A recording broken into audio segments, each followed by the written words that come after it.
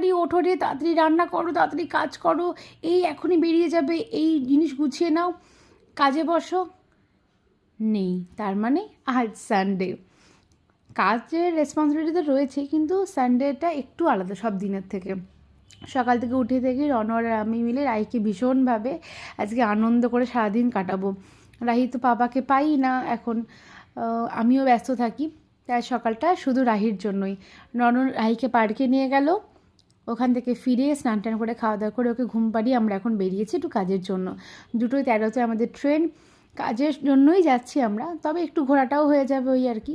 এই যে কালারিং লজেন্সগুলো খেতে খেতে আমরা পৌঁছে গেলাম আমাদের গন্তব্যে। এখান থেকে আমরা আরও দূরে যাব, গ্রাম্য পরিবেশ দেখতে দেখতে কাজের জায়গায় পৌঁছে যাব। আলাদাই ব্যাপার একদম। দেখো দূরের ওই সর্ষে ক্ষেতটা কাদের কাদের এরকম প্রিয়, কমেন্ট করে জানাবে। রাত্রে হয়েছিল ডিম ভাপা।